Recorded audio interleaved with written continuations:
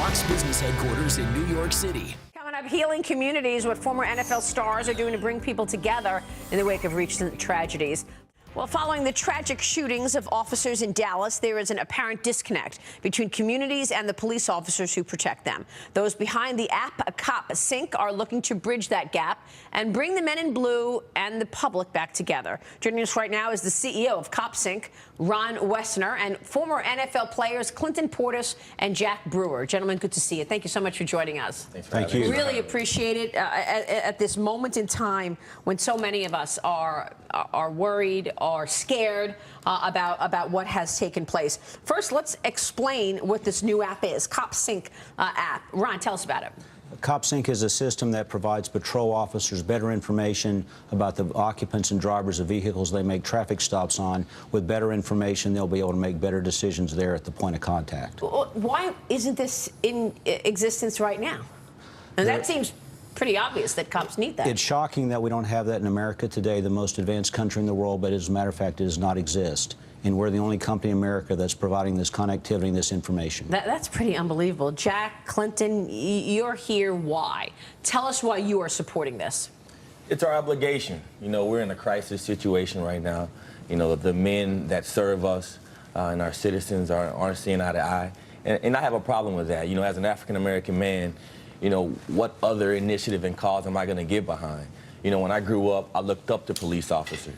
And now, you know, I look out and see kids that don't respect them. And so there needs to be a bridge there. And I think Clinton and myself have stepped up to make that challenge. This is really important to hear the two of you talking about this. You guys are superstars. You're NFL. You are young people's mentor and what they look to become. So what are the messages you need to make sure resonate with young people, Clinton? I think that's the issue. I think young people look up to athletes instead of the people that really are the saviors of our community, which are the police. So you got to reconnect the community. You got to get young people to understand these people are here to protect, not harm us. So the people that are bad, there's bad people in everything that we do, but you got to be able to identify that, get the community back connected, because the community is at a disconnect, so is the world right now. What made you move to actually have a voice in this? Because you're right. You know, young kids don't grow up saying, I want to be a scientist. You know, I want to be Clinton Portis. I want to be Jack Brewer. That's who I want to be. So what you do and what you say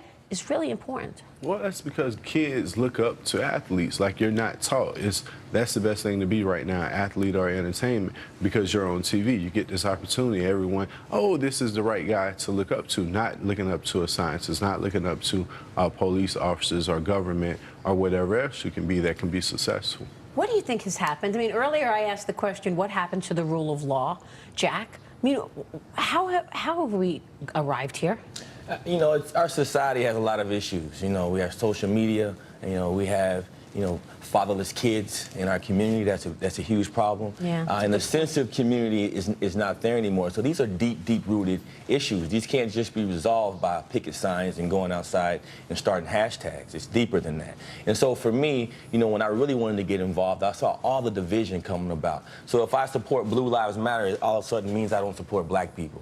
And if I support Black Lives Matter, it means I don't support police officers. That's ridiculous. So we need to stop having the divisiveness in this country, and we need to come together and bring peace and love back to our communities. How do you do it? I mean, obviously, you being such huge athletes, big superstars, doing this is step one, I do think. It's easy to do it. You got to get the community from being undivided. Like Jack said, everyone has to make a choice. It's Black Lives Matter or Blue Lives Matter.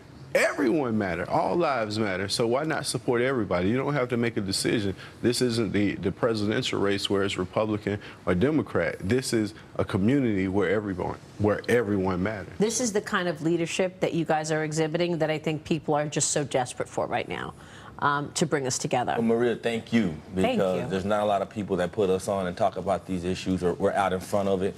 Why not? I don't know. You're the mentors of our children. You're the ones that young people are looking up to, and old people, by the way. Positivity don't sell anymore, so people don't want to see positivity. Yeah, that's a sad statement, actually, that you just made. Tell us more about the app, Ron. I mean, you know, when you're gathering all of this data, how do you get it? How does it work? How do we know that they are, in fact, going to have enough information that they need at that point of contact? Well, the concept here is there's 18,000 state and local law enforcement agencies in America comprising 1 million law enforcement officers. And as this network of subscribing officers grows, then more information is provided into the system. So, for example, in this tragic circumstance in Minneapolis, that young man that was killed by the police officer had 31 nonviolent contacts with law enforcement officers over the prior 12 years in routine traffic stops. Had the officer known that 31 encounters with police had no violence, then it's likely reasonable to assume that officer may have handled that circumstance very differently. The point is providing officers better information at the point of contact with the individuals in these vehicles will result in better decisions by the law enforcement officers. This will keep officers safer, and this will keep the community safer. Yeah, I mean, obviously, guys, emotions are high, tensions, you know, people are on edge. What are the most important leadership statements that you can be putting out there right now to resonate with people, so we actually do see these incidents as bringing us together rather than dividing us even further? Taking a step back, looking through other people's eyes. I can't see it from a police officer, and some people can't see it from a black man. I can. I've been pulled over. But at the same time, I know that I have to depend on police officers to protect and serve me. And there are just as many police officers in African-American communities as there are white officers. So we have to come together, Maria. We've started a campaign called Stand to Protect. And we're really trying to push for equality, but we're trying to push for togetherness and love, number one. As Jack said, just take a step back. Think about it. You know, if you take a step back, take a deep breath. And stop being reactionary. Stop reacting to everything and just jumping to the forefront. So once you get the opportunity to think about it and pay attention, it kind of solves everything, kind of allows everything to slow down. And I think you make a better decision at that point. And this is a hard thing to do when you see so many people getting killed.